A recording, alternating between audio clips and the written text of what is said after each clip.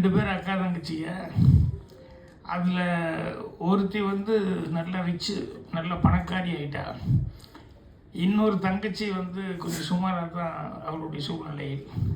அவன் எங்கேயோ தனியாக இருக்கிறா, ஐயோ அக்கா ஒரு இடத்துல இருக்கிறா. ஆனால் அக்கா வந்து எவ்வளோ பணம் இருந்தாலும், எவ்வளோ வசதி இருந்தால் கூட தங்கச்சியை வந்து எல்லா ஃபங்க்ஷனுக்கும் கூப்பிட்டு அவங்களுக்கு என்ன செய்யணுமோ, என்ன ஹெல்ப் பண்ணணுமோ எல்லாமே பண்ணி தங்கச்சி நல்லா கவனிச்சிட்டாங்க.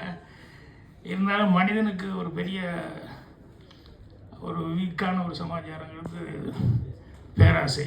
இப்போ அக்கா என்ன செஞ்சாலும் அந்த தங்கச்சிக்கு வந்து அவள் இடத்துல நம்ம இல்லையே, நம்ம வந்த பணக்காரி போய் நம்ம இல்லையே அப்படிங்கிறது வந்து அவளுக்கு எப்பவுமே என்ன ஹெல்ப் பண்ணால் கூட அது ஒரு சின்ன அவளுக்குள்ள ஒரு இதாக இருந்துகிட்டு இருந்தது.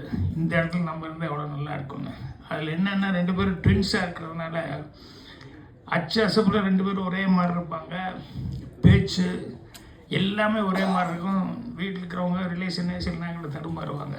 இது யார் அக்கா யார் தங்கச்சின்னு கூப்பிடுறதுல வந்து ஒரு கன்ஃபியூஷன் அவங்களுக்குள்ள. அந்த அளவுக்கு அவங்க 2 பேரும் ஒரே மாதிரி ஒரு ஒற்றுமை இருக்குது. அப்போ அவளுக்கு ஒரு தப்பான ஒரு எண்ணம் வருது. அக்கா இல்லைன்னா நம்ம அந்த இடத்துல இருந்தோம்னா யார் நம்மளை கண்டுபிடிக்க முடியும் அப்படின்னு சொல்லிட்டு இவ வந்து அக்காவை எதாவது பண்ணிவிட்டு நம்ம அந்த இடத்துல வந்து உட்காந்துடுறோம்னு சொல்லிட்டு அந்த செக்கில் கையெழுத்து போடுறது முதற்கொண்டு எல்லாமே வந்து அவள் ப்ராக்டிஸில் வந்து எல்லாம் இருந்துட்டு எல்லாமே பக்காவாக இருக்குது. யாருனாலையும் கண்டுபிடிக்க முடியாதுங்கிற அளவுக்கு.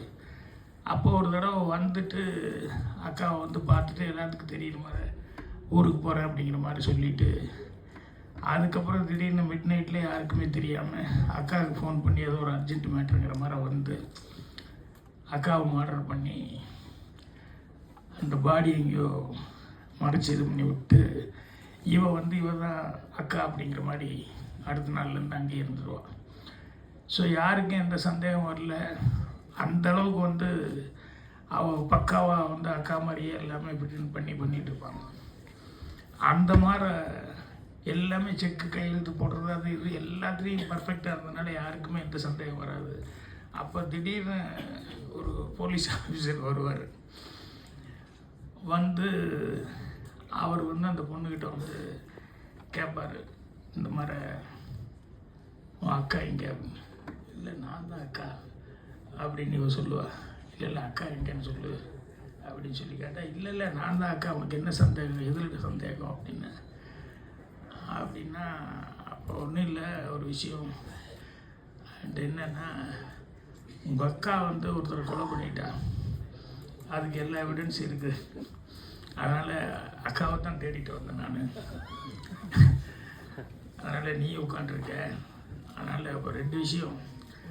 ஒன்று, நீ தான் அக்கான்னா அந்த கொலைக்கு எல்லா எவிடன்ஸ் இருக்குது, நீ அரெஸ்ட் ஆகிக்கிற, நீயே சரண்டர் ஆகிக்கோ. இல்லை நீ தங்கச்சி அப்படின்னா உங்கள் அக்கா எங்கே, அக்காவை என்ன பண்ண?